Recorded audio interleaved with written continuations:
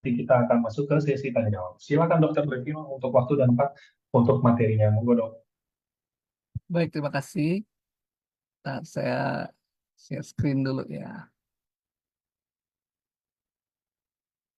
Tadi udah bagus ya teman-teman, pendahuluannya sudah sangat clear ya, sangat jelas.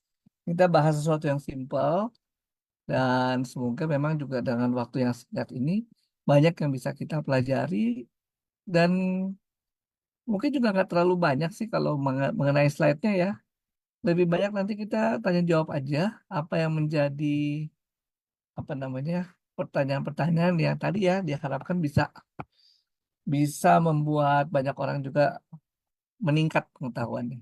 Ya, topiknya sangat simpel, gula darah dan nasi putih ya. Ini yang tadi juga dikatakan sama Mas Angga ya, kok ini jadi momok gitu ya. Tapi kalau gambarnya nggak cocok ya, karena gambarnya nggak ada nasinya nih, gambarnya sayur-sayur. Jadi itu mau menunjukkan lagi alternatif tentu saja untuk menggantikan kebutuhan makan kita ya. Karena kebanyakan orang berpikir untuk makan itu untuk kenyang ya. Kalau nggak kenyang tuh gimana gitu rasanya ya. Dan juga kalau makan tuh kalau udah lapar baru makan. Ya, apalagi yang mungkin sekarang sibuk ya, akhirnya nggak teratur, lapar dulu baru makan. Jadi harus ngerubah mindset ya. Mindsetnya bukan makan buat kenyang, tapi makan buat sehat. Ya, sehingga dengan makan buat sehat, sebelum lapar kita sudah makan dan sebelum kenyang kita sudah berhenti karena sesuai kebutuhan. Ya, ada sedikit yang akan disinggung dari segitu banyaknya bahan makanan dan fungsinya, yaitu penghasil gula darah. Ya, di mana kemudian sumbernya bisa nasi putih dan karbohidrat lainnya. Lalu apa sih yang sebenarnya kita butuhkan? Ya, tadi sudah dijelaskan ya bahwa orang-orang tertentu kalau sakit diabetes tuh kayak takut makan nasi putih, maunya nasi merah ya. Nah, sebenarnya apa sih yang dihasilkan? Ya. Mau nasi putih, nasi merah, atau mie, dan sebagainya ya, yang dihasilkan ada gula, glukosa kalau nama latinnya ya, yang ada di darah. Karena hanya glukosa darah itu yang bisa menjadi sumber energi dari sel-sel tubuh kita. Jadi kita ini kan udah belajar ya bahwa tubuh kita yang selengkap ini terdiri atas sel-sel.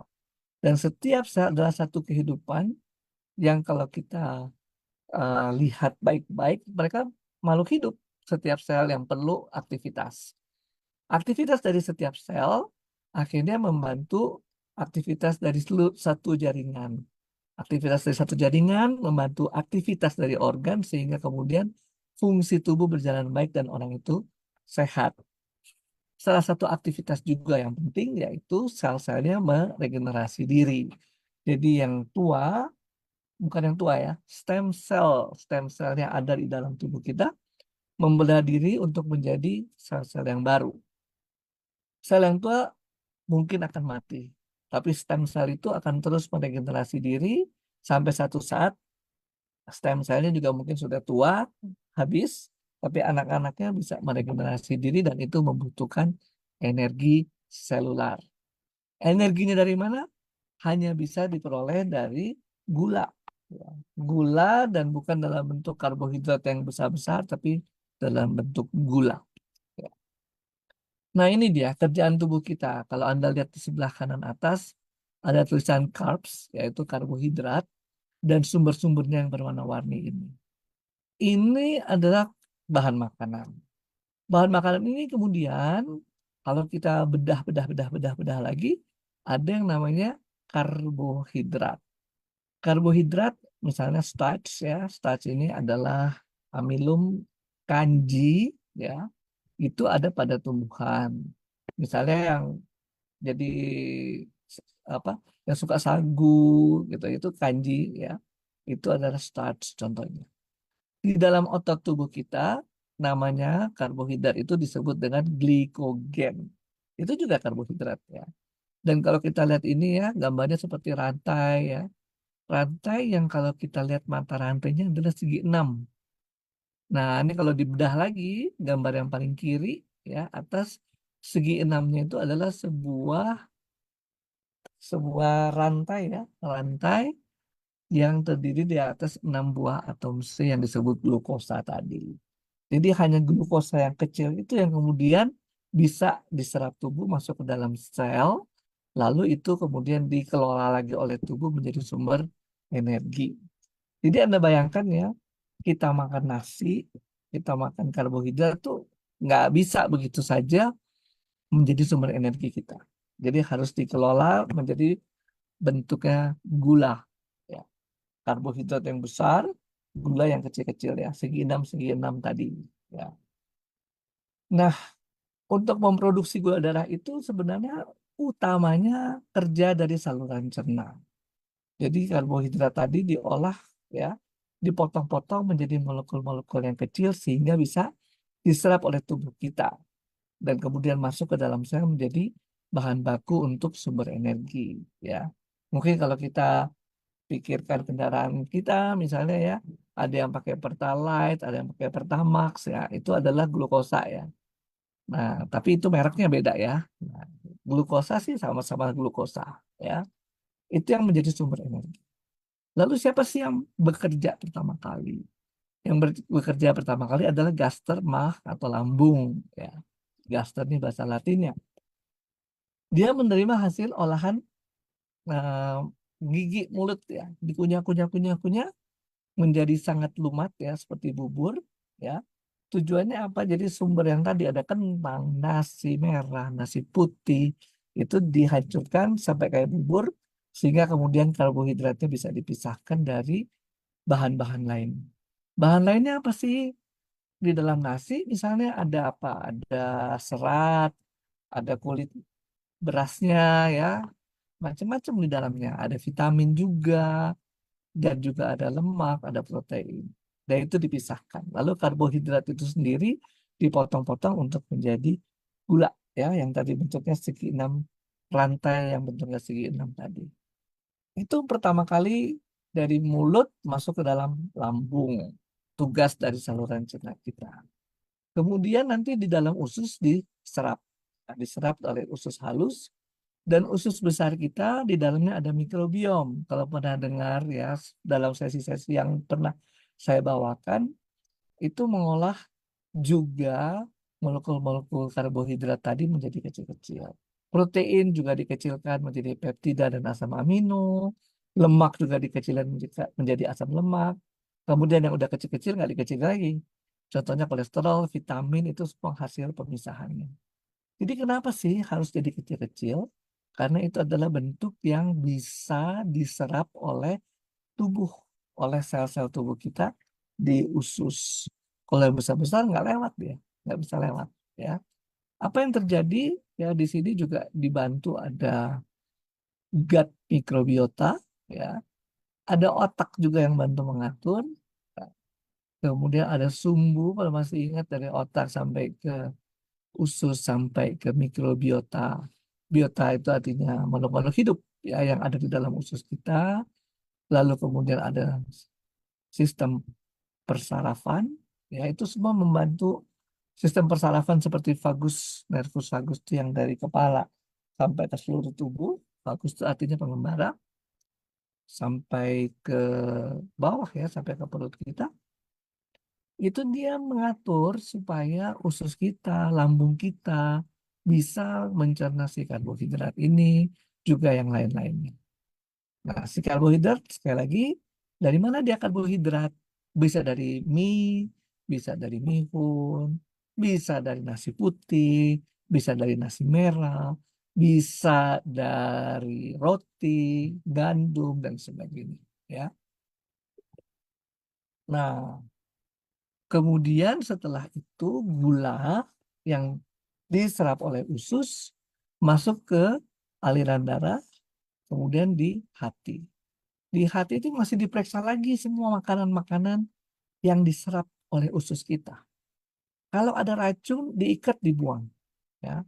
Ada lain yang kemudian ada kolesterol yang dibentuk, ada yang mungkin lemak yang lain dibentuk, jadi ini dan sebagainya. Ya.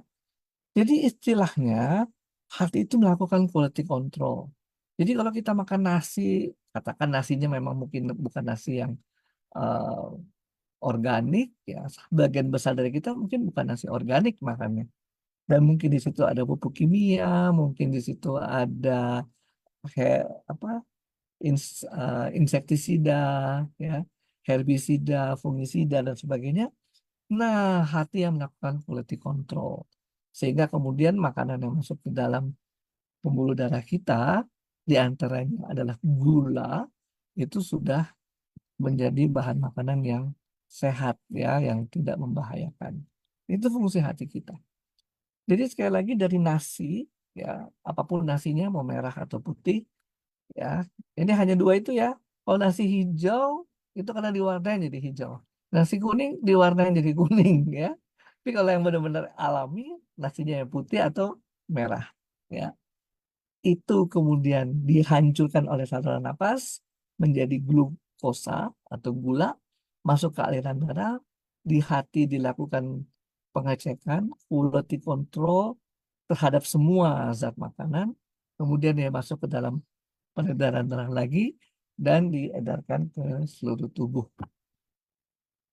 Jadi sebenarnya siapa sih yang ngatur gula darah kita? Oh, ternyata banyak yang ngatur gula darah kita. Nomor satu di sini yang paling sering kita kenal adalah pankreas. Dan ini sangat terkenal di antara orang-orang yang mungkin pengguna insulin pada penderita diabetes. Sangat terkenal. Dibilang pankreasnya tidak bisa menghasilkan insulin. Atau insulin yang dihasilkan tidak bisa membantu bekerja di sel-sel. Ya, karena di sel-sel itu nggak bisa menerima insulin. Ada kerusakan-kerusakan di sel yang tidak bisa menerima insulin, insulinnya tidak bisa bekerja. Jadi nomor satu ada sel-sel beta pankreas yang menghasilkan insulin. Tujuannya adalah supaya insulin itu memasukkan gula ke dalam darah. Gula ke dalam sel-sel tubuh kita. Kalau gula di dalam darah masuk ke dalam sel-sel tubuh berarti gula darahnya tuh turun. Ya. Yang kedua, kalau kita lihat di sini alat alat apa lagi? Ada sel-sel alfa pankreas yang menghasilkan glukagon. Nah, itu dua-dua adalah em, hormon ya yang berlawanan kerjanya. Ya, yang satu menurunkan, yang satu meningkatkan. Kemudian, nih ya, kalau yang glukagon ini meningkat ya, hiperglikemia. Ya. Kemudian nomor dua, terus nomor tiga, kita melihat ada sel lemak. Sel lemak kalau hancur, lemak tubuh kita, nih kalau Bapak Ibu disuruh olahraga, kenapa? Karena pada saat olahraga tuh kita butuh gula. Ya, sekali lagi menjadi sumber energi utamanya gula.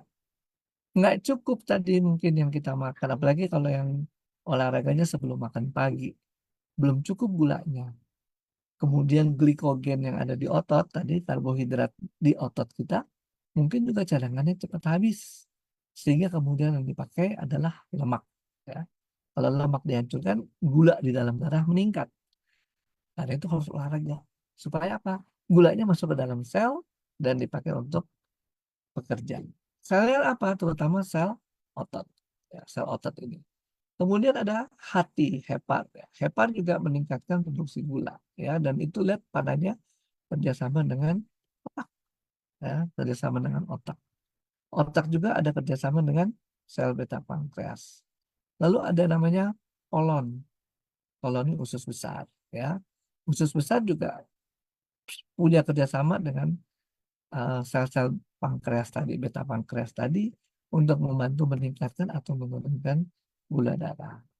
Lalu ada usus halus, tadi usus halus menyerap, ya, menyerap. Sehingga kalau kita baru habis makan, kenapa sih kita harus diperiksa gula darahnya pas puasa? Karena kalau habis makan, gula darah diserap oleh usus, akibatnya meningkat, ya. Dan kemudian ada lagi yang atur namanya ginjal. Ginjal akan membuang bahan-bahan makanan yang tidak dibutuhkan yang kelebihan. Umumnya sih kalau gula nggak dibuang. Tapi kalau orang yang sakit diabetes, kencing manis, karena gulanya kebanyakan, dibuang melalui urin. Ya. Jadi ini semua kerjasama. Ya, kerjasama sehingga gula darahnya normal. Ada yang saya lupa yaitu sistem imun. dan lambung. Ya. Lambung tadi ya mengolah nasi, karbohidratnya dipisahin, diancur-ancurin, ya, dikecil-kecilin bersama-sama usus untuk diserap.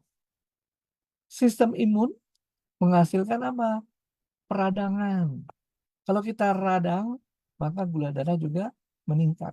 Karena dalam otaknya tubuh kita, kalau peradangan ini dibutuhkan untuk membuang benda-benda asing yang tidak dibutuhkan.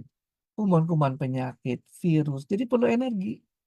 Karena perlu energi, makanya glukosa di dalam darah naik. Jadi kalau Bapak Ibu misalnya diabetes, kemudian dilihat giginya, giginya gimana nih? Bolong nggak? Gusinya gimana? Itu mengurangi resiko meningkatnya gula darah akibat peradangan. Ya, dilihat giginya. Contoh yang mudah kelihatan. Jadi ini adalah orkestra yang mengatur gula darah. Kalau kelebihan disebut hiperglikemia.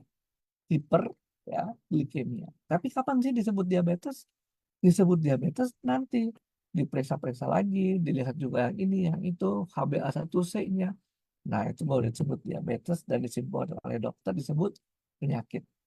Sebelum dinyatakan sakit, dia disebut gula darahnya naik ya. Bisa aja gula darah naik tanpa kita sakit diabetes. Misalnya kita lagi sakit yang lain, radang, gula darah ditingkatkan. Ya.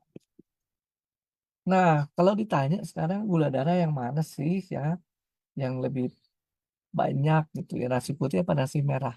Maaf itu ada haknya ya, bukan nasi. Nggak tahu kenapa jadi nasi, ya mungkin gara-gara komputernya suka ada AI sekarang ya. Apa yang kita tulis kadang-kadang dibetul-betulin oleh AI, ya akhirnya keluarnya nasi. Nggak sempat dikoreksi. Ya, ini saya cuma cut paste saja, tapi teman-teman bisa lihat ya sebenarnya banyak juga sumber-sumber di internet yang menuliskan zat gizi di suatu sumber makanan. Ya, nah ini contohnya. Kalau nasi putih 100 gram ya ada karbohidrat eh, energinya 640 kilokalori. Ya, dan itu akan berbeda dengan misalnya nasi merah energi totalnya 362. Jadi di dalam zat makanan itu ada yang namanya apa namanya indeks glikemik. Indeks glikemik itu menunjukkan seberapa banyak sih gula yang ditimbulkan oleh makanan tersebut. Kalau Anda mau lebih teliti, memang kita baca indeks glikemiknya. Ya, ini kebetulan saya hanya mencabut ya dari website ya. Yang lebih pasti kalau kita membandingkan apple to apple. Ya, kalau di sini nasi putih 100 gram, nasi merah 100 gram. Ya, cuma saya nggak ketemu keterangannya persis 100 gram atau enggak. Ya, kebanyakan sih semuanya per 100 gram. Ya. Nah, dengan per 100 gram tersebut, kemudian kita bisa melihat indeks glikemiknya setinggi apa. Semakin sederhana makanan yang kita makan, maka indeks glikemiknya semakin tinggi. Nah, kalau indeks glikemiknya makin tinggi, maka makin beresiko meningkatkan gula darah. Ya. Kalau misalnya kita makan gandum, ya, dibandingkan dengan terigu, nah tentu indeks glikemiknya akan lebih tinggi terigu karena sudah dibuat konsentrat. Ada lagi misalnya singkong, singkong dengan tepung mokaf, tentu lebih tinggi tepung mokaf tadi ya, yang dari cassava. Itu kenapa? Karena sudah dibuat konsentrat. Ya. Jadi dengan kita membuat konsentrat, maka tentu indeks glikemiknya akan lebih tinggi. Lalu makanan-makanan hasil olahan dari bahan-bahan konsentrat tentu akan lebih tinggi meningkatkan gula darahnya. Nah, teman-teman ada banyak website, jadi tinggal dilihat sebenarnya mana sih indeks glikemik yang lebih tinggi. Nah, sekali lagi, kalau tadi dikasih contoh ada orang-orang yang bekerja dengan otot ya, karena dia harus mengangkat berat atau dia harus bertani, tentu dia akan butuh karbohidrat lebih banyak karena emang di situ sumber energinya. Nah, kadang-kadang nih ada aliran-aliran lain di dalam dunia sana, di dalam dunia persilatan yang bilang, wah manusia nggak butuh karbohidrat. Ya. Ya sebenarnya kalau yang saya pelajari dari kedokteran itu pernyataan yang kurang tepat. Kenapa? Karena memang settingnya tubuh manusia ada gigi, ada lambung, ada enzim-enzim yang menghancurkan karbohidrat, dan kemudian di dalam sel ada enzim-enzim yang mengolah gula menjadi energi, maka memang settingnya manusia perlu karbohidrat. Ya, lain dengan kita lihat tuh hewan-hewan yang eh, giginya runcing-runcing, namanya karnivora. Dia nggak makan beras, nggak makan nasi, ya. Dan settingnya memang dia perlu energi, tapi hanya dari sumber hewani. Bisa daging, bisa lemak hewani. Makanya mereka jadi hewan-hewan pemburu. Tapi kalau kita bandingkan dengan sapi, kambing, maka sumber energinya dari tumbuhan saja. Disebut hewan-hewan herbivore. Manusia, dua-duanya bisa. Ya. Sumber karbohidrat dari tumbuhan maupun sumber tenaga dari hewan.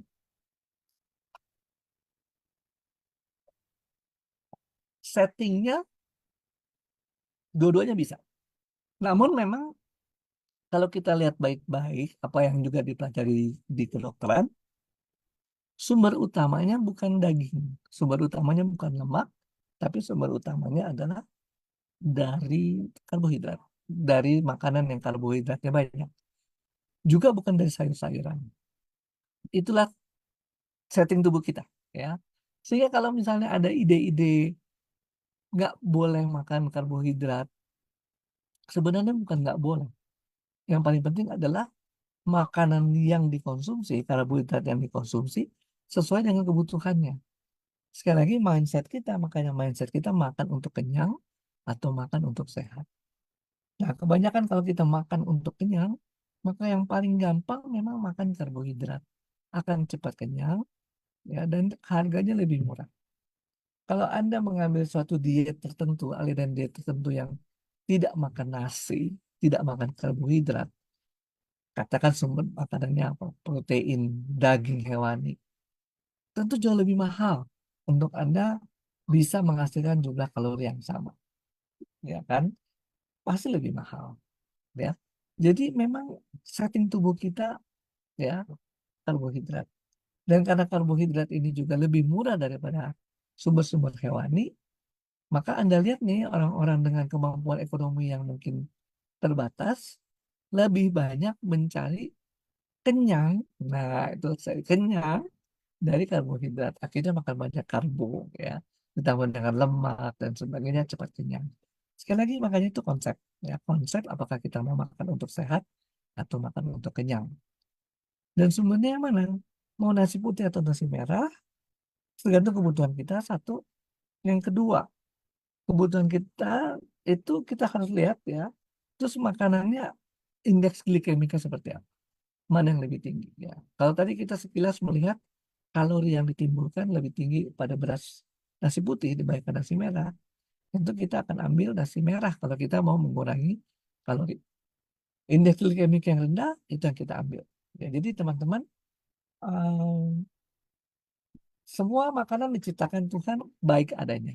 Ya. Yang tidak baik adalah kalau kelebihan. Ya. Jadi silakan juga kemudian kita melihat kepentingan tubuh kita.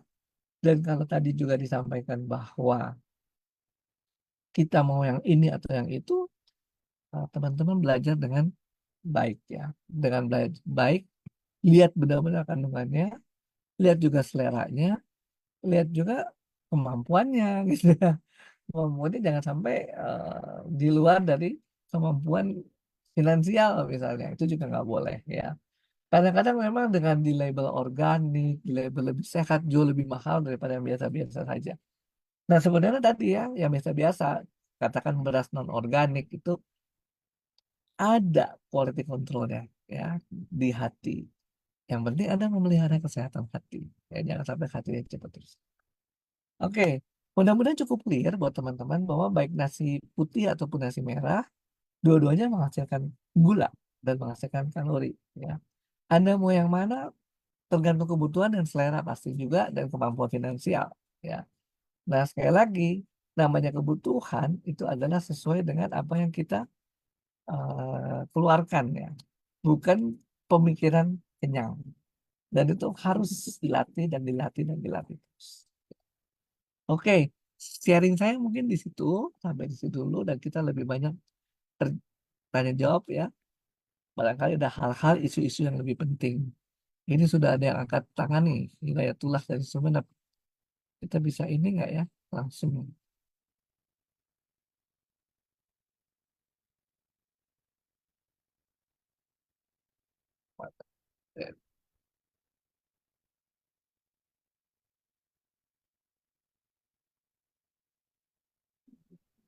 Ya, silakan, Mas Hidayatullah. Pak Hidayatullah, silakan. Assalamualaikum. Ya, silakan. Saya ingin bertanya, Dok. Ya, Apakah benar kan kalau orang-orang desa kan di sini, kalau periksa punya kencing manis itu disuruh kurangi nasi putih. Dan katanya dokter itu sesuai dengan kebutuhan. Nah, di situ kan saya kasihan juga orang-orang yang kena kencing manis itu tidak bisa makan nasi putih, gitu. Istilahnya gitu kan. Kalau karena dokter itu tadi kan sesuai dengan kebutuhan. Andaikan orang yang sakit punya diabetes ingin mengkonsumsi nasi putih, itu takut dok. Soalnya itu kan udah dilarang sama dokter yang udah menangani orang yang kena diabetes itu. Gimana menurut Sembilan dok? oke. Baik, terima kasih. Ya, Jadi sesuai dengan kebutuhan itu memang apa yang kita butuhkan untuk bekerja sehari-hari.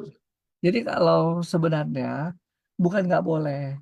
Kalau pasien-pasien saya, orang sakit gula boleh makan apapun, yang penting sesuai dengan apa yang dia butuhkan. Jadi kalau misalnya ya, disuruh mengurangi nasi putih, mungkin dokternya sudah menghitung kebutuhannya nggak sebanyak itu, makanya disuruh mengurangi. Tapi bukan berarti nggak boleh makan sama sekali.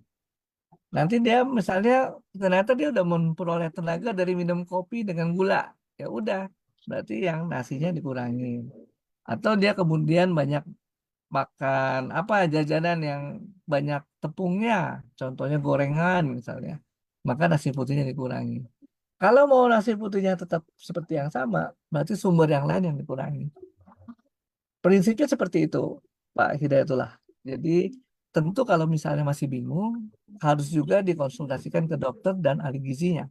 Sebenarnya apa sih yang ingin dicapai, gitu ya? Kenapa disuruh kurang-kurangin? Oke, ya. Oke, saya bisa sanggal istilahnya. iya silakan. Nah, itu kan nasi putih juga vitamin, Bro. Kok bisa ya? Ah, istilahnya kan nasi putih itu bagian dari vitamin. Kalau nggak salah, vitamin apa ya? Lupa saya. Kenapa kok disuruh disuruh ngurangi nasi putih? Istilahnya itu, Bro. Oke. Ya, emang di dalam nasi juga ada unsur-unsur vitamin ya. Nah, kalau yang Ya, disuruh dikurangi itu tadi energinya, yang gulanya maksudnya. Dari nasi bisa menjadi gula kan. Itu yang maksudnya disuruh dikurangi. ayo. Nah, kalau dia kurangi itu dan kemudian jadi berkurang vitaminnya, dari sumber vitaminnya dari mana ya? Dari sayur, dari buah-buahan, dari situ sumber vitamin yang lainnya. Kekurangannya ambil dari situ. Berarti apa ya? Orang tani itu jangan banyak-banyak apa ya? Nanam padi istilahnya. Kenapa? Iya kan kalau orang kencing manis itu katanya apa disuruh ngurangin nasi putih. Ya istilahnya orang tani itu sebenarnya apa ya istilahnya jangan banyak-banyak konsumsi itu kan itu kalau uh, kena kencing manis ya istilahnya Iya, nasi memang putih. kalau kena kencing manis dihitung lah kebutuhannya. Bukan nggak boleh banyak-banyak. Kalau emang tetap harus banyak makan nasi, berarti yang lainnya dikurangi. Enggak, soalnya di desa saya itu banyak yang kena kencing manis dok soalnya itu. Oh, iya, Ada iya. yang makan, ada yang sering makan nasi putih ya biasa-biasa aja. Ada yang apa ya istilahnya menghindari nasi putih ya tambah parah gitu. Saya bingung juga ini yang mana ya yang benar katanya nasi putih tidak dikurangi. Ada orang itu mengonsumsi nasi putih terus disuruh kena kencing manis bisa-bisa aja enggak parah dok. Ada yang menghindari atau yang mengurangi nasi putih itu tambah parah gitu. Istilahnya itu yang saya bingung dok. Ini yang benar di mana ya? Ya, karena tubuh bisa memproduksi gula sendiri. Jadi kalau tubuh Oh merasa iya. gula kurang, dia akan produksi sendiri. Makanya teman-teman yang sakit diabetes tuh tidak boleh ngurang-ngurangin sendiri, bahkan sama sekali nggak mau makan karbohidrat. Malah itu salah. Sehingga kemudian tubuh akhirnya memproduksi gula sendiri dan itu lebih nggak bisa dikontrol. Jadi yang benar adalah kita harus hitung berapa banyak kebutuhan kita untuk bekerja, kemudian makanannya dihitung. Itu yang paling benar seperti itu. Jadi bukan ngira-ngira sendiri butuh apa nggak butuh, ya. Karena begitu ada Iya. orang bilang, oh saya nggak butuh, akhirnya tubuh akan membentuk gula sendiri sangat berlebihan malah. Itu kalau kencing manis itu naik turun ya dok. Tidak bisa diprediksi oleh kita sendiri. Ya kalau secara umum gula memang naik turun, tapi kita mengatur di Iya. bawah 126 untuk orang yang diabetes. Soalnya oh ya, saya soalnya dok menangani orang yang kena diabetes tapi udah parah. Dari situ katanya waktu dicek ke dokter itu turun. Nah, ketika lama nggak cek ngedrop, orangnya itu sampai istilahnya kakinya itu meletus lah, keluar nanah gitu, sampai parah, sampai kakinya busuk gitu. Katanya iya langsung ngedrop gitu, langsung 600 katanya. Katanya itu.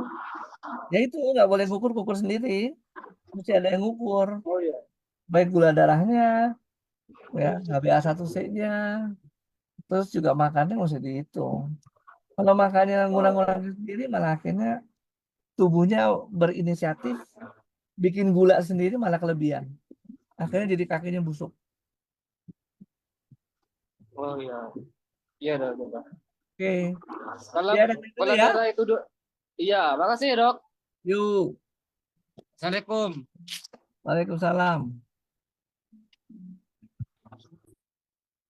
Silakan ini ada angkat tangan lagi Pak Hidayat ya. Sama nggak nih tadi dengan Ya, Hidayat? Beda. ini beda, Pak. Beda. Ayo silakan Pak Hidayat. Iya, ini Hidayat Nobi dari AFC Gorontalo ini dia, Pak. Barusan Oh, muncul lagi itu dia, Pak Dok. Gorontalo. Saya cuma mau tanya, Pak Dok. Kenapa? Halo, Halo, iya. ya dengar, Pak Dok? Iya, Kena. saya cuma mau nanya, ada calon member saya itu ada pengeluhan itu dia, persendihannya sakit dengan saraf kejepit. Sebetulnya yang paling tepat mau konsumsi apakah SOP Subarasi dengan utsukusi atau cuma satu macam aja itu dia, Pak Dok? Pertanyaannya, Dok, untuk dikonsumsi supaya persendihannya tidak sakit, terus sarafnya kejepit. Itu dia, Dok. Kalau dua-duanya sih sebenarnya baik ya. Dalam arti Ya. fungsi antioksidannya. Tapi kalau untuk saraf kejepitnya sendiri memang harus dievaluasi apakah perlu operasi atau tidak. Hanya memang kalau saraf kejepit kan jadi Oh, radang itu yang bikin rusak jaringan. Sehingga perlu antioksidan baik dari subarasi atau eksekusi. Jadi mencegah jadi perusakan. dikonsumsi kedua-duanya itu, Dok, ya. Ya, untuk mencegah perusakan lebih lanjut. Tapi khusus buat sarafnya harus Ya. perlu operasi atau tidak. Terus dosisnya berapa tuh dia, Dok, satu hari? Ya, sebenarnya Kedua mulai dari belah nutrisi itu, Dok. satu Ya. satu satu saset saja, mulai dari situ dulu. Yang penting rutin, Pa- bukan langsung banyak-banyak. Pagi satu saset pagi sama malam juga, Dok. Atau cuma satu hari satu saset aja, Dok. Ya tergantung ini juga, kalau memang kemampuannya bisa ya 2 saset 1 hari, tapi kalau enggak satu saset saja. Utsukuri Karena kan, satu, terus suba juga satu, Dok. ya Jadi kadang tuh bisa fungsi itu iya. ya tidak Jadi diambil. usianya sudah 61, Dok. Ya, Ada fungsi perempuan, antioksidan yang ibu-ibu. diambil. Ya, fungsi Oh, antioksidan diambil jadi nggak perlu banyak-banyak juga bisa. Dan kayak ibunya mesti latihan juga, latihan supaya menurunkan berat badan. iya, iya, iya, iya. Iya, cuma itu, Dok. Makasih Oke, banyak, Dok. sama-sama. Infonya. Terima Iya, kasih. makasih banyak, Dok. Iya, makasih, Dok. Ya, Bu. ya. Yang berikut ini Ibu Susi ya, Ibu Ang.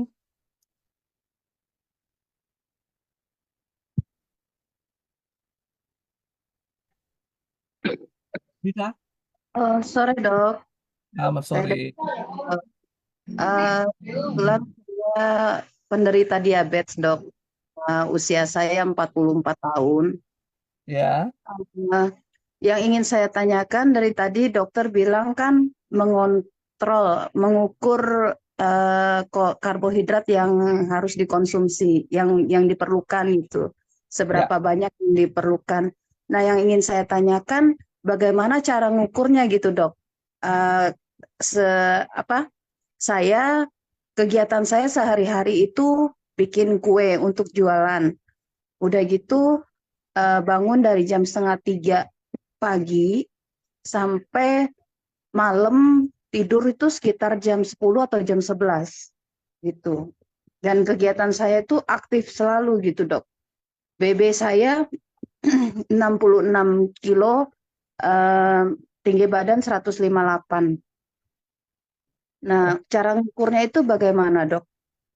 Terus Jadi apakah, eh, maaf dok, terus apakah kalau misalkan saya setelah makan apakah saya harus langsung olahraga untuk untuk mengurangi kalori atau bagaimana, Dok?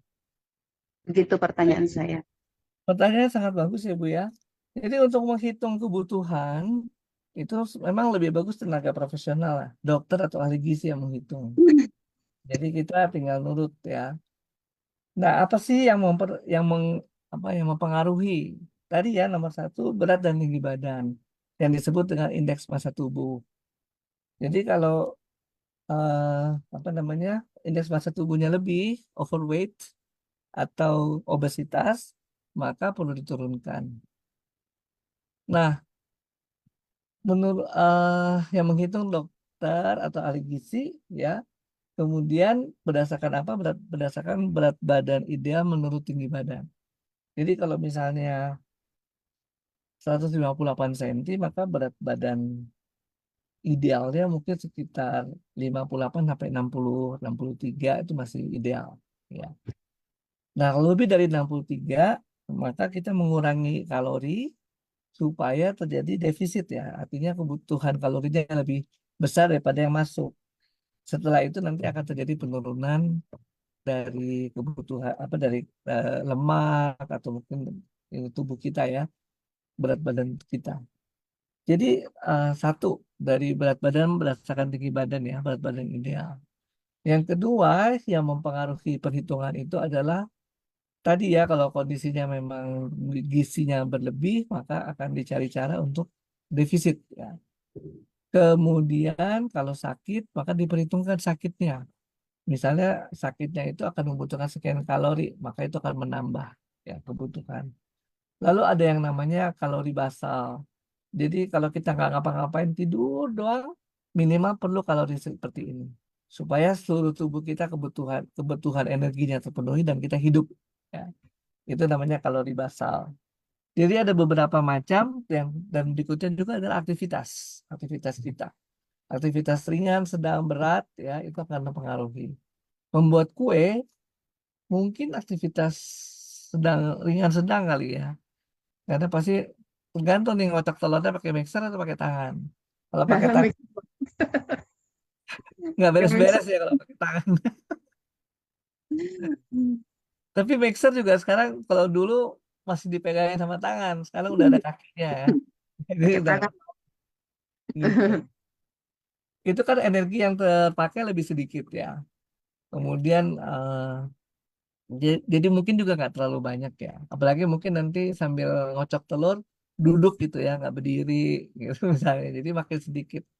Nah, kalau aktivitasnya rendah, jumlah kalori yang kita makan juga harusnya eh, disesuaikan dengan kebutuhan tersebut. Jadi ada kalori basal, kebutuhan tubuh kalau kita tidur, kemudian ada kalori untuk kerja kita, untuk penyakit kita, dikurangi defisit kalau kita berlebih berat badannya, harus diturunkan ya. Nah, yang kemudian menjadi ini juga apa penting aktivitas fisik ya dengan latihan fisik beda, Bu. Aktivitas fisik kita nyapu, ngepel tuh sering dibuat argumen ya. Kan tiap hari saya ibu rumah tangga, saya nyuci, ngepel, apa segala macam itu aktivitas fisik. Aktivitas fisik tidak sama dengan latihan fisik. Kalau latihan fisik itu kita jogging, aerobik, ya, kita berenang, itu misalnya, atau sepedaan. Karena kita mempunyai tujuan mau mengolahragakan tubuh kita. Itu latihan fisik, ya. Jadi kalau latihan fisik akan dibuat teratur, kemudian energi yang dibakar juga teratur, sehingga memang kita bisa menghitung apa namanya penurunan berat badan kita misalnya dengan latihan fisik ya. Tapi kalau aktivitas fisik kan berubah ya. Ini hari misalnya nyapu ngepel di 3 ruangan, besok hanya 2 ruangan, besok lagi masih bersih cuma 1 ruangan gitu ya. Terus saya nyuci, ya nyuci mesin biasanya udah nggak kita lagi jarang ya kita nyuci pakai kosek-kosek itu pasti mesin yang nyuci ya. Terus masih katanya ngejemur pakaian ya, tapi udah dikeringin dulu sama mesin kan. Jadi sebenarnya udah nggak seberat kalau pakaiannya basah terus kita masih peras misalnya. Saya ngepel, saya ini saya itu, tapi itu aktivitas fisik ya. Perlu dan memang perlu diperhitungkan juga di dalam kebutuhan kalori, tapi tidak bisa terstandar. Sedangkan kalau ibu melakukan latihan fisik setiap pagi 30 menit, 45 menit, gerakannya ini ada pemanasan, inti dan pendinginan, standar kita bisa hitung. Nah, kapan harus dibuat? Dilakukan latihan fisik sebelum makan. Kenapa sebelum makan? Supaya ada defisit ya, ada kebutuhan energi yang belum diperoleh dari makanan. Sehingga akan dibakar cadangan lemak yang dibakar. Ya, sehingga terjadi penurunan cadangan lemak, hopefully terjadi penurunan berat badan. Kalau kita sesudah makan tuh tubuh kita harus tenang supaya makanan bisa diolah dan diabsorpsi, diserap. Ya. Kalau kita beraktivitas fisik, maka makanan kita nggak bisa diolah dengan baik dan tidak bisa terserap. Jadi justru yang bagus habis makan ya tidur, bukan tidur malam gitu, enggak sih. Iya tidur sih betul ya dalam hal pencernaan. Tapi kalau makannya terlalu kenyang dan kita tidur, jelek ya. Jadi makannya untuk kesehatan dan kita istilahnya mungkin nggak mau disebut tidur boleh atau mungkin nggak terlalu banyak aktif supaya pencernaan kita bisa mengolah dengan baik. Nah kemudian dari cerita ibu tadi juga ada satu faktor lagi yang kurang namanya istirahat. Kalau kita bekerja sampai jam 11 malam, jam setengah 3 udah bangun, maka waktu kita untuk meregenerasi sel cuma sebentar, paling cuma 4 jam, nggak cukup mungkin untuk regenerasi sel, ya. Maka perlu istirahat yang cukup, ya.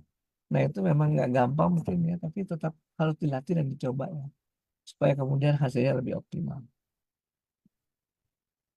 Oke, mudah-mudahan cukup jelas ya. Jelas, Dok. Eh, oke, cukup jelas, Dok. Nanti kalau saya mau tanya lagi, saya angkat tangan lagi, Dok. Makasih banyak, Dok. Sore. Ya, selamat sore. Sekarang kita pindah ke chatroom ya. Chatroom di sini apa nih? Em, nasi kemarin yang sudah dingin aman ya? Hmm, saya sebenarnya sering dengar isu itu ya. Cuma saya kurang bisa menjawab juga nih aman apa enggak ya nasi yang kemarin ini. Ada yang bilang harus makan nasi dingin, ada yang enggak. Setahu saya sih mungkin kalau dari segi kita membandingkan dengan kandungan dari nasi itu mungkin akan sama aja ya. Kita nggak temukan keterangan yang spesifik buat nasi dingin dan nasi panas gitu ya. Akan sama saja. Jadi mungkin ya mau dimakan juga boleh, enggak juga nggak apa-apa.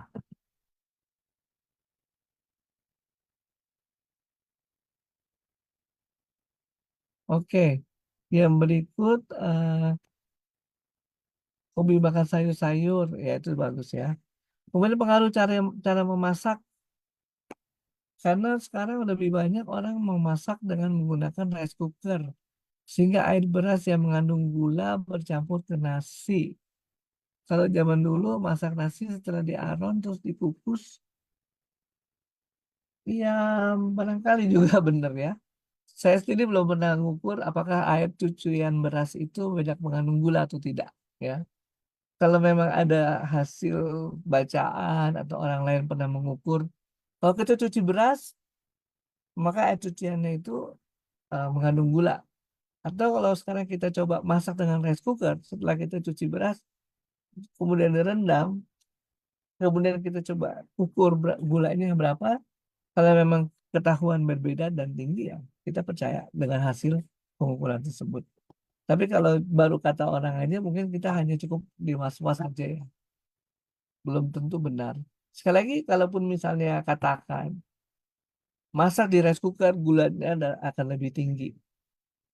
Itu pun tidak menjadi masalah. Karena kan Anda bisa mengurangi makan berasnya, makan nasinya, atau aktivitas yang ditingkatkan, atau latihan fisiknya ditingkatkan. Jadi sebenarnya sih nggak apa-apa juga, gitu ya. Yang penting Anda kemudian berolahraga.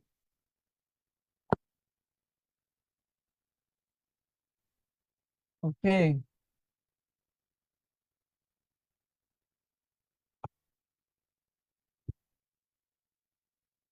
tanya dokter, bila hati lagi sakit, waduh, hati, sakit hati ini ya. Kena hepatitis B atau C, dan juga gula darah naik serta HbA1c9. Apa yang terjadi dengan kasus ini? Dengan produk AFC apa yang pas? Oke, kalau terserang virus hepatitis B atau hepatitis C, itu sel-sel hati akan menjadi rusak dan meradang. Kemudian gula darah naik, ya. Kemudian di sini HbA1c9 naik ya, HbA1c9 itu naik, normalnya 5, sekian.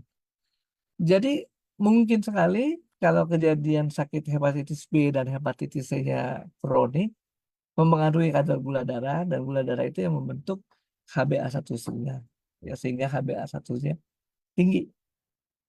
Mungkin hubungannya seperti itu. Jadi itu salah satu kemungkinan ya. Sehingga kalau misalnya memang bisa diedukasi, ya diedukasi juga ya penggunaan obat-obatan, sehingga obat-obatan penyakit yang lain membantu mengurangi radang, kemudian orang itu gula darahnya turun. Sekali lagi yang mempengaruhi gula darah meningkat adalah peradangan itu sendiri. Kemudian ada pertanyaan lain, dokter izin bertanya, gaya hidup sehat untuk menurunkan berat badan, apakah harus stop makan nasi putih atau bagaimana? Dan ukuran makan sehat itu apa saja dan berapa banyak porsinya? Oke, jadi untuk gaya hidup makanan sehat, apakah harus nasi putih atau nasi merah? Sebenarnya nggak ada masalah tadi ya, karena yang penting kita makan sesuai dengan kebutuhan. Kalau kemudian beralih dari nasi putih ke merah atau merah ke nasi putih, maka kita harus lihat nutrition fact-nya ya. Kadar dari gulanya, apakah ini sesuai atau tidak sesuai dengan kasus yang kita alami. Itu kira-kira mungkin ya yang kita bisa lihat. Jadi nggak harus stop ini atau stop nasi putih gitu ya. Tapi yang penting sebenarnya kita ukur dengan baik-baik. Assalamualaikum dok, mau nanya. 1, hiperglikemia atau gula darah tinggi terjadi ketika terlalu banyak gula dalam darah. Apakah benar? Benar, ya. Namanya hiperglikemia. Jadi gula dalam darahnya meningkat. Dan apakah tubuh yang memiliki terlalu Dok, insulin, atau jika tubuh tidak dapat menggunakan insulin dengan benar, maka itu bisa terjadi gula darah tinggi. Ya, betul. Jadi kalau terlalu sedikit insulin, produksi insulin oleh pankreas kurang. Sedangkan kalau intoleransi glukos insulin, maka insulinnya itu nggak bisa dipakai untuk memasukkan gula ke dalam sel-sel tubuh. Sehingga akibatnya apa? Akibatnya gula darahnya naik. Nah, apakah tubuh memiliki terlalu sedikit insulin itu sebenarnya? Maka itu bisa terjadi gula darah tinggi. Apa itu? Ya, mohon pencerahannya. Oke, tadi kita disebut dengan hiperglikemi ya. Jadi hiperglikemi kalau insulin terlalu sedikit, jadi nggak ada yang bisa mendorong insulin itu masuk ke dalam sel. Kalau insulin terlalu banyak, juga akibatnya malah terlalu banyak gula darah masuk ke dalam sel malah turun. Ya, itu yang mungkin perlu diwaspadai. Kemudian kalau hipertensi, ya darah tinggi gitu ya. Darah tinggi sih lain cerita ya. Darah tinggi itu mungkin lebih banyak ke ginjal pengaruhnya. Jadi nggak langsung secara ini mempengaruhi gula ya. Oke, izin Dok, ada yang tanya dok, sorry dok. ya, Ini silakan. menarik nih. Jadi pertanyaannya gini, biasanya kalau diabetes ini kan kita terkenalnya kalau ada luka, lukanya itu sulit sembuh gitu ya dok yang terkenalnya. Ya, Kalau misalkan ini pertanyaannya gini dok, nggak ada luka, tapi apakah diabetes ini bisa menyebabkan beberapa anggota tubuh, kayak misalkan mungkin tangan mati rasa, kaki mati rasa, atau gimana gitu dok? Apa itu ada kemungkinannya itu kan kayaknya ngaruh ke peredaran darah ya. Jadi dengan gula darah tinggi, apakah bisa bikin peredaran darah nggak lancar juga, jadi semuanya mati rasa atau apa? Bisa nggak dok kira-kira? bisa, betul, bisa ya. Jadi gula darah tinggi yang yang dirusak itu adalah pembuluh darah. Nah, pembuluh darah ini kan membawa makanan ya, nutrisi. Salah satunya nutrisi kepada saraf-saraf. Sehingga kemudian saraf-saraf itu tidak bisa merasakan dengan baik gitu ya. Itu makanya terjadi yang disebut neuropati ya. Neuropati karena saraf-sarafnya bermasalah ya. Dan bisa dicoba ditanggulangi dengan pemberian tadi folat, kemudian vitamin B itu untuk membantu penyelesaian masalah anemia nih. Kalau istilahnya tepat ya dok, kalau misalkan istilahnya begini dok, kayak misalkan pembuluh darah kita itu anggapannya kayak selang ya dok ya, biasanya dilalui oleh air. Tapi yang kali ini karena gula darahnya meninggi, darahnya mengental, jadi semacam kayak dilewati lumpur yang ada bisa menyumbat selang, bener gitu ya dok ya? Hmm, kurang tepat. Jadi Kurang tepat dalam peredaran hal, darahnya jadi peredaran darah nggak lancar, jadi nggak bisa sampai ke kayak mungkin tangan, ke kaki atau apa bahasa awamnya aja gitu dok. jadi pertama pembuluh darah kita bukan kayak selang yang nggak ngapa-ngapain ya. Pembuluh darah kita Mhm. Pak ikut berkontraksi pembuluh nadinya. Kalau selang kan dia Mhm. diam aja. Kalau kita pencet baru kemudian tekanannya naik. Tapi kalau gula darah kita, pembuluh darah kita nggak, dia ikut berkontraksi kayak jantung kita. Dan itu sudah punya tekanan sendiri, namanya diastol nanti. Ya. Kemudian yang Mhm. dibawa apa? Yang dibawa misalnya bahan-bahan makanan tadi termasuk LDL di dalamnya dan eh, dia bisa menjadi eh, bermasalah. Nggak sama dengan sungai yang membawa lumpur terus lumpurnya mengendap gitu nggak ya.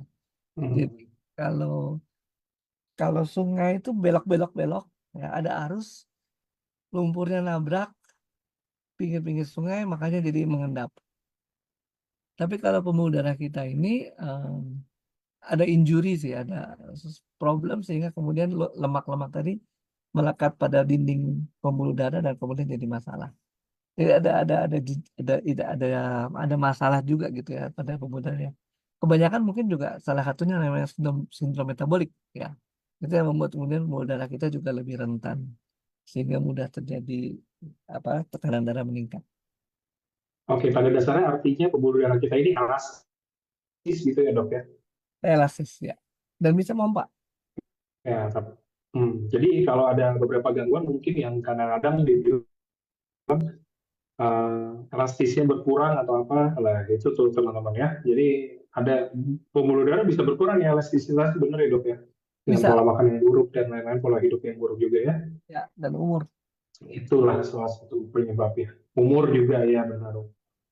Gitu ya teman-teman. Dan terus ada pertanyaan lagi gini dok. Ini ya sebenarnya ada sering sih, cuma mungkin ada beberapa yang baru ya. Kalau misalkan eh, saya diabetes, terus saya punya anak, pasti 100% nurun atau enggak dok ke anak saya? Kalau gennya dibawa ya. Tapi gen itu kemudian bisa terjadi apa enggak tergantung dari pola hidup anaknya. Jadi gen-gen bisa digong supaya jalan, kemudian jadilah dia diabetes, atau gen-gen bisa nggak usah digong, dan dia tidak terjadi diabetes pada keturunan. Ya itu dengan lifestyle tadi ya, cara hidup. Itu berlaku dengan saya atau istri dok? Karena kan maksudnya yang mengandung istri gitu kan. Misalnya saya ayahnya saya ada diabetes, belum tentu nurun ke anak, atau mungkin istri yang kalau istri diabetes udah pasti nurun ke anak gitu loh dok. Oh kalau secara genetiknya sih pasti menurun ya, kalau emang udah ada bawaannya, baik dari Oke. istri maupun dari suami, Hmm. secara genetiknya akan menurun. Oke. Ini mengurangi untuk jadi istri apa suami-suami menyalahkan istri gitu ya teman-teman ya. Jadi ya lu sih diabetes apa nurun kan ya gitu ya teman-teman ya. Tetap yang bikin dua-duanya ya udah ya kalau udah ada diabetes salah satu ya kena pasti anaknya dari dua-duanya bukan salah salah satunya gitu loh teman-teman.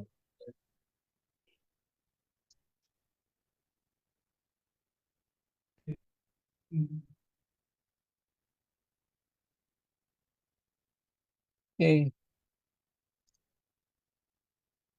di chat room kayaknya banyak deh, tapi diseleksi aja gimana. Ya banyak. Tapi pertanyaannya kaki bengkok bisa lurus lagi nggak kalau konsumsi susu lurus? Saya juga nggak tahu bengkoknya kenapa dok. Dioperasi aja. Iya. Oke, maksudnya gini ya teman-teman, ini mungkin nanti dokter Trevi juga bisa bantu saya untuk klarifikasi ya. Cuman gini, kalau mau coba di produk kita boleh, gitu ya teman-teman. Subah, usul, hikari, terserah. Boleh aja. Cuman, saya bukan bilang jangan berharap. Cuman ada beberapa penyakit itu teman-teman yang memang tidak bisa dibantu. Contohnya apa? Kayak misalkan, dok saya ada batu ginjal nih dok, saya udah konsumsi subah, bisa nggak dok tiba-tiba batunya pecah keluar sendiri gitu. Itu nggak bisa teman-teman, kita nggak bisa mecahin batu tetap harus pakai alat ya teman-teman ya, tetap harus dipecahin itu yang kayak di jalan tol gitu dipecahin batunya ya, nggak bisa tuh dengan konsumsi suba terus berharap batu pecah. Atau misalkan saya usus buntu, saya konsumsi usus suba bisa nggak dari ususnya tadinya buntu jadi bercabang pertigaan itu nggak bisa juga teman-teman. Jadi kalau usus buntu memang gini, memang kalau memang kasus kesehatannya sudah harus dioperasi, walaupun itu operasi kecil atau operasi besar gitu ya. Cuman memang harus dioperasi. Ya udah, memang harus jalannya prosedurnya diikuti. Nggak bisa kita bilang, oh ya udah saya harus operasi usus buntu, tapi saya coba konsumsi susu dulu, mana tahu nggak jadi operasi. Nggak bisa. Tapi produk kita ini bisa bantunya di mana? Mungkin kalian ada yang usus buntu kayak tadi ya, contoh kasus usus buntu, saya bisa operasi. Mungkin saya sebelum operasi saya konsumsi, setelah operasi saya konsumsi. Luka luka operasinya mungkin jadi lebih cepat pulih, ya kan? Mungkin organ-organ dalamnya juga lebih cepat pulih, nggak ada yang tahu gitu loh teman-teman.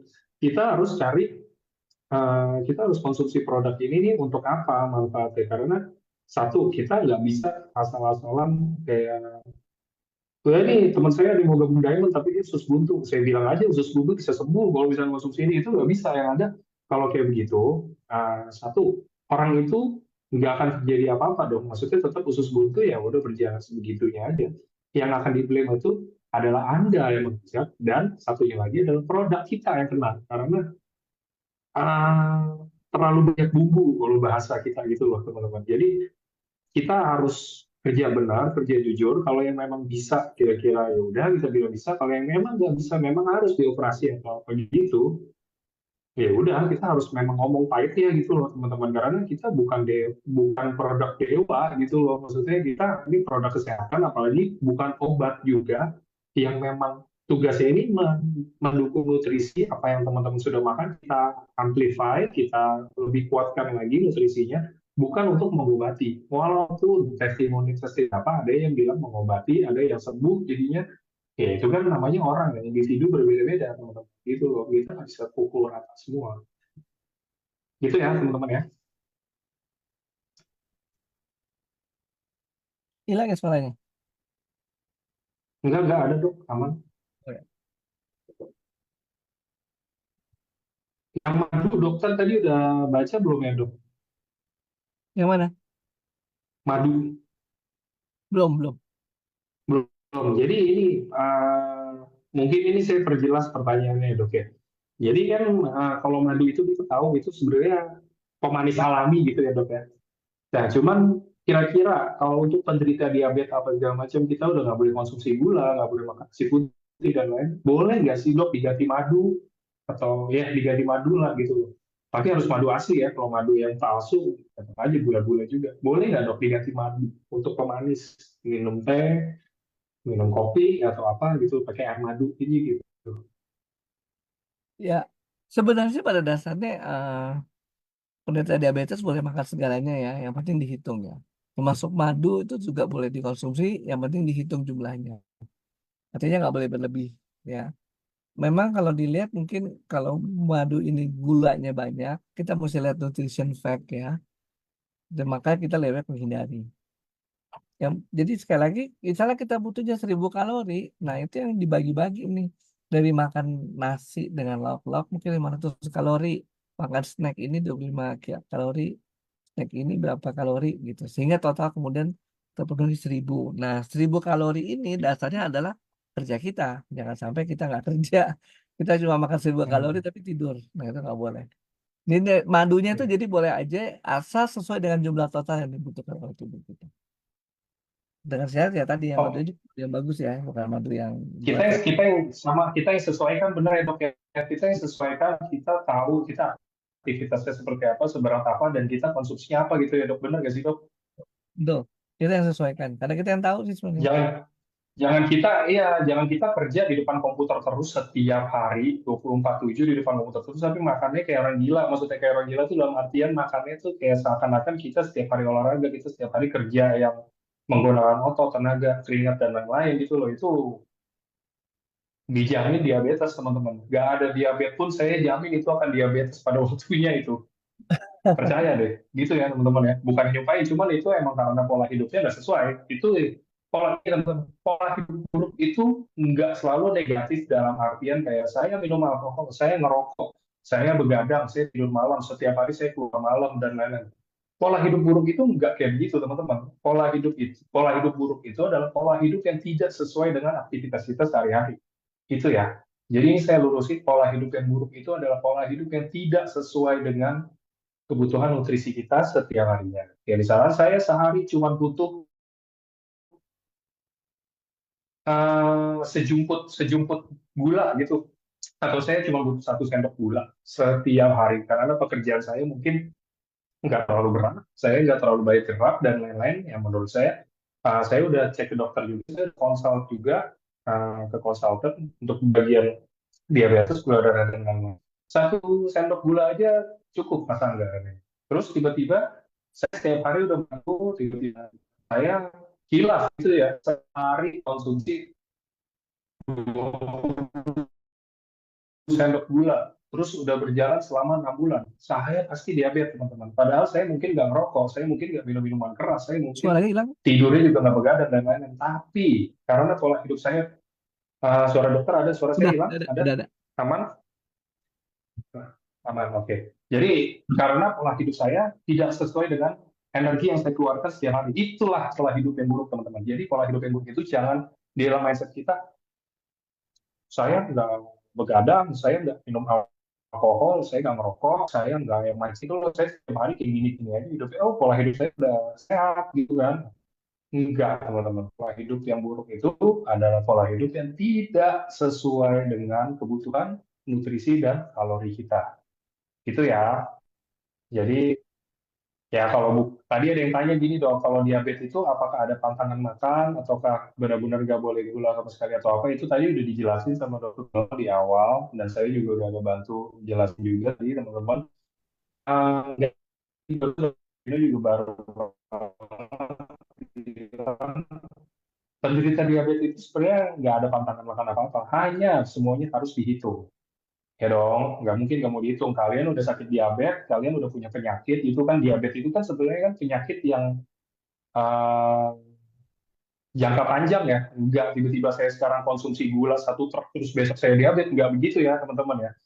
Jadi diabetes ini mungkin penyakit karena kalian sudah pupuk itu udah mungkin dari 5 tahun yang lalu, 10 tahun yang lalu, atau mungkin setahun 2 tahun yang lalu, saya nggak tahu gitu kan. Itu kita bilang diabetes itu penyakit jangka panjang. Jadi jangan nggak terima kalau dihitung-hitung makanannya karena kalian sudah memupuk penyakit ini lama. Gitu ya teman-teman ya. Jadi ya bukan saya bilang konsumsi sugar, susu apa ini bukan untuk menyembuhkan, memberikan memperbaiki. Mungkin misalnya gula darahnya uh, 400, konsumsi gula usus, tes lab, apa segala macam kayak gitu, pola makannya juga benar, dihitung dan lain-lain, turun, ya kan, 250, lama-lama normal, normal, normal, kayak gitu. Kita cara kerjanya kayak gitu teman-teman. Nggak bisa teman-teman gula darah dari 400 500 tiba-tiba mau saya normal aja dok, mau saya konsumsi, saya ada duitnya nih, saya konsumsi deh 5 dimer langsung sekaligus. Nggak bisa, cara kerjanya nggak bisa gitu teman-teman, karena penyakit kalian ini udah dipupuk dari waktu yang lama. Kalian nggak bisa tuh seminggu sebulan konsumsi ini terus berharap ada perubahan. Minimal 6 bulan terapinya gitu ya.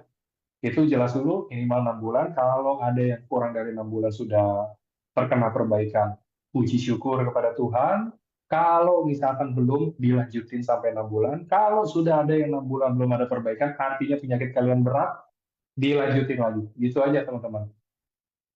Semoga menjelaskan ya penjelasan saya ya teman-teman ya. Tenang, saya jelasin kalau kayak begini. Kalau yang kemarin Rabu kan kayaknya kalau pertanyaan yang aneh-aneh kan, eh, kakak saya yang itu kan mungkin rada-rada nggak mau jelasin ya karena untuk mancing emosi beliau ya. Kalau saya jelasin betul, tenang aja. Tapi pertanyaannya yang benar juga gitu loh maksudnya. Oke, ke tadi ada yang tanya nih, bagus.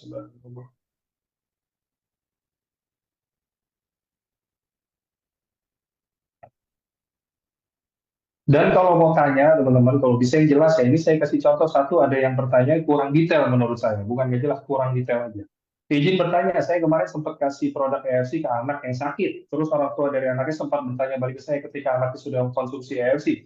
Apakah tubuh anak tersebut masih bisa menerima obat dari dokter? Karena mereka sempat bilang AFC dosisnya tinggi dokter, karena punya kode paten dokter. Ini pertanyaannya kurang detail. Satu, kenapa? Karena kita nggak tahu anaknya sakit apa. Ya dong, bisa aja cuma sakit demam, flu, kanker, tumor, diabetes, atau apa. Kita nggak tahu anaknya sakit apa. Yang kedua, terus kalau ditanya boleh konsumsi obat dokter atau enggak, itu jawabannya boleh, karena kita bukan kimia, kita nutrisi. Tapi dikasih jedanya, jedanya itu bukan karena takut obatnya nabrak terus overdosis, nggak begitu. Cuma karena kita bukan kimia, teman-teman. Lawan obat yang sudah pasti kimia, diproses secara kimia, kita pasti kalah. Yang ada produk kita kalau dikonsumsi, nggak ada fungsi apa-apa, itu pasti. Dan yang ketiga, karena mereka sempat bilang bahwa FC dosisnya tinggi, dokter. Dosis ini ya, setahu saya, dosis ini kan takaran, teman-teman. Takaran ini kan kita yang tentuin, kita yang mau kasih berapa. Kok dia bisa bilang dosisnya tinggi, ya artinya kita lah. Tinggal kita takarannya aja kan, dia atur sesuai di mana. Kok tuh takarannya tinggi itu saya nggak paham gimana. Karena ada kode paten dan lain-lain. Kita paten itu bukan berarti artinya kita dosisnya tinggi, kita bukan obat. Gitu loh, teman-teman. Jadi paten ini paten fungsi ya, untuk apa? Karena banyak yang masih belum paham juga paten fungsi ini artinya setiap kalian konsumsi itu apapun yang kita klaim ini di dalam apa klaim ini ya patennya itu ada yang regenerasi sel yang lain semuanya pasti akan terjadi teman-teman. Namanya paten, nggak mungkin paten itu akan keluar kalau kita konsumsi tapi belum tentu terjadi, itu nggak akan dikeluarin gitu loh teman-teman. Jadi paten ini pasti terjadi, namun kapan dan gimana itu saya nggak paham, karena yang paham itu pasti individu masing-masing yang konsumsi. Karena kita nggak bisa pukul rata semua manusia di dunia ini semuanya sama penyakitnya A, B, C, pola hidupnya seperti A, B, C. Kita nggak bisa pukul rata semua. Oke, saya sama dokter Revino juga beda. Saya sama dokter Revino juga beda. Mungkin dokter Revino setiap hari tidur jam 9 malam, saya tidur jam 9 pagi sampai jam 3 sore misalnya. Kan itu aja udah beda. Pola hidup kita udah beda gitu loh. Kita nggak bisa pukul rata semua. Benar ya teman-teman ya. Jadi saya konsumsi Suba 2 sama dokter Trevino konsumsi Suba 2, dokter Trevino udah sehat-sehat saya belum. Ya karena beda, pola hidup saya beda, pola hidup dokter Trevino beda, tingkat kebutuhan nutrisi saya beda, tingkat kebutuhan nutrisi dokter Trevino beda. Kira-kira seperti itu teman-teman, penjelasan awamnya. Kalau kerja capek itu nggak boleh minum yang manis-manis, apa benar begitu? Nah, ini menarik nih dok. Kalau misalkan gini dok, kita kerja yang keras lah ya dok, maksudnya kerja yang membutuhkan tenaga dan lain-lain. Justru apakah itu boleh minum manis? Manisnya itu dalam artian kita minum manisnya yang berlebih karena untuk tenaga, atau tetap nggak boleh sih dok? Ya tadi sih sebenarnya boleh sih boleh aja, tapi total kebutuhannya yang dihitung. Terutama kalau dia Oh, diabetes ya. Kalau orang nggak diabetes kan mampu dia mengelola itu sehingga nggak kelebihan gula darahnya. Tapi yang diabetes yang nggak mampu itu yang harus menghitung baik-baik. oke.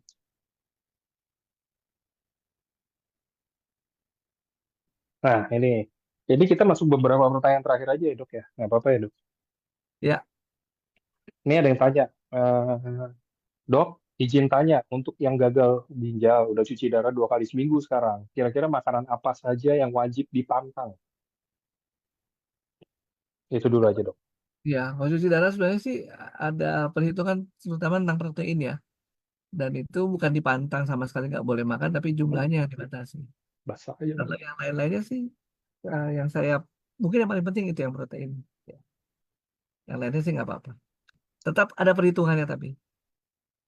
Oke. Protein ya yang harus ditakar. Sebenarnya kayak begini enaknya langsung konsult ke dokternya yang ini ya dok ya, benar gak sih? Nah, yang nanganin ya. Yang menangani ya, karena dia yang pegang datanya. Oh, benar nggak sih dok? Benar, dia yang lebih tahu. Yes. Terus pertanyaan kedua dok, untuk kanker payudara stadium akhir, baiknya konsumsi UTSU berapa saset per hari? Ya, karena mitra saya baru konsumsi suba UTSU 2 hari ini, kira-kira harus dilanjutin berapa? 6 bulan udah pasti ya dok ya. Cuman takarannya berapa nih dok? Yang mungkin saya butuh dari dokter. Iya, tergantung fungsi juga sih apa yang mau dicapai kan gitu ya. Tapi namanya Hmm. apa namanya? Ya ininya mesti di tujuannya itu mesti apa dulu sih itu yang lebih lebih lebih lebih lihat. Kalau yang namanya kita mau bilang kesembuhan itu juga mungkin eh, panjang ya. Apalagi Hmm. kita bilang mau regenerasi sel dan sebagainya itu panjang. Bukan nggak bisa, bisa. Tapi kecepatan untuk meregenerasi dan memperbaiki diri itu mungkin harus juga diperhitungkan. Gitu Hmm. sih. Oke. Kalau glutathione di UTSU, glutathione itu ada di semua teman-teman. Glutathione itu kalau ditanya kebutuhannya untuk apa-apanya gitu, glutathione ini antioksidan. Nah, mungkin lebih tepat ya, Dokter Trevino bisa bantu saya juga, dok, jelasin kenapa tubuh kita butuh antioksidan, dok. Ya, kalau secara umum ya antioksidan itu adalah untuk mengurangi eh, reaksi stres oksidatif. Nah, stres oksidatif itu timbul karena tubuh kita berinteraksi dengan bahan-bahan polusi ya. Misalnya dari udara, dari makanan, dari air minum ya, yang membuat kemudian terjadi namanya stres oksidatif. Maka dibutuhkan antioksidan. Em, udah banyak ya bahan kimia beracun dan sebagainya itu yang kemudian kita perlu supaya kenapa? Karena si stres oksidatif ini kayak ada reaksi berantai gitu ya. Nanti dari satu merusak 1.000 sel, 1.000 merusak 1 juta sel gitu ya. Yang bentuknya akhirnya akan kemudian secara umum merusak dari fungsi. Itu sih lebih banyak tujuannya adanya antioksidan ya. Jadi stres oksidatif atau mungkin bahasa yang lainnya radikal bebas. Itu yang kita hambat dengan menggunakan antioksidan tadi. Mudah-mudahan cukup jelas nih.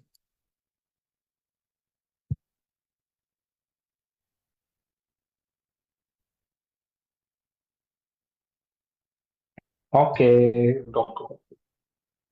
Nah, ini juga, ini rada udah di luar dari diabetes, tapi masih general juga menurut saya. Kalau tingkat trigliserid tinggi, dok. Apa? Ah, trigliserida. Ya, Nah, itu pengaruhnya apa ke tubuh kita dan apa yang harus diperhitungkan kita konsumsinya, dok. Apa yang harus dipantang mungkin, atau ada yang harus dihitung apa. Setahu saya sih tepung-tepungan ya, kayaknya. Tapi gimana kalau dari dok? ya. Trigliserida ini asam lemak ya. Jadi emang dimulai dari konsumsi lemak. Dan tubuh juga bisa memproduksi. Hanya memang ada asam-asam lemak yang tidak bisa diproduksi tubuh yang memang harus dikonsumsi dari luar. Seperti DHA, itu kan mesti dikonsumsi dari luar. Jadi sebenarnya asam lemak dibutuhkan karena untuk meregenerasi sel juga butuh asam lemak. Nah, yang mungkin yang perlu adalah kemudian kalau terlalu tinggi, nah, gimana? Karena kan lemak ini kan nanti kemudian disimpan ya diedarkan dalam tubuh, itu yang mengganggu peredaran pembuluh darah tuh ya. Kalau memang lemaknya tidak terkontrol. Jadi untuk menurunkannya gimana ya? Menurunkannya dietnya aja sih. Dietnya itu lebih banyak kita harus menggunakan banyak serat ya. Karena dengan serat ini menghambat penyerapan lemak itu. Ya. Dan sekali lagi memang kayak lemak, kolesterol, trigliserida itu juga bahan-bahan yang dibentuk oleh tubuh sendiri dan dibutuhkan oleh tubuh gitu ya. Sehingga memang teman-teman yang dikejar itu bukan apa ya, bukan seperti nasi gitu harus ada sekian banyak yang dikonsumsi untuk kebutuhan energi, tapi mungkin lebih banyak ya memang karena pasti ada produksi itu juga dari dalam tubuh ya. Jadi kita nggak terlalu harus banyak-banyak, justru apalagi kalau dengan kondisi sekarang dengan lingkungan yang kurang bersih dan sebagainya, yang justru dikejar adalah teman-teman banyak banyak mengkonsumsi antioksidan dari atau serat ya. Serat, kenapa saya bilang antioksidan atau serat? Karena serat itu lebih banyak didapat dari sayuran dan buah-buahan. Dan di situ justru banyak antioksidan juga. Ya. Dengan kita kemudian banyak mengkonsumsi serat, maka trigliserida juga apa namanya kurang yang dikonsumsi. Ya, mudah-mudahan cukup jelas nih.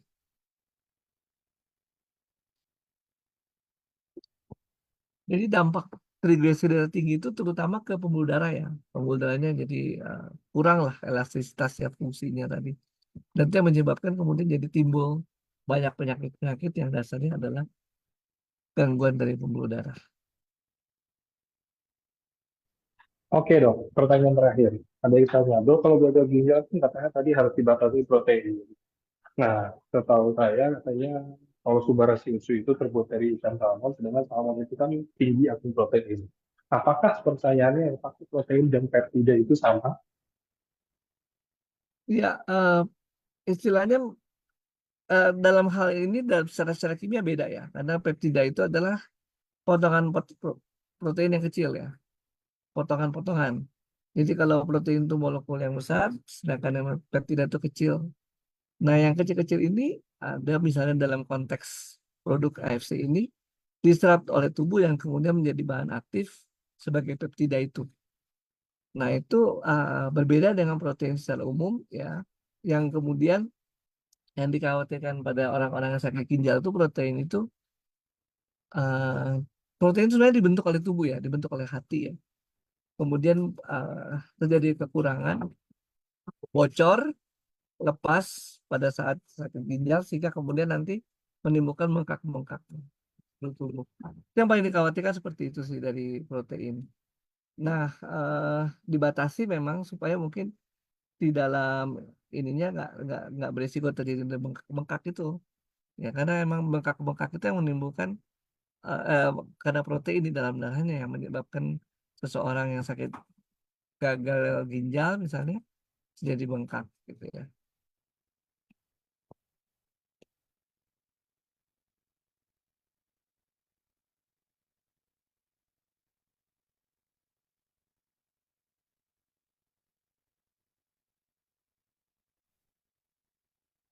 Oke, mudah-mudahan cukup jelas nih.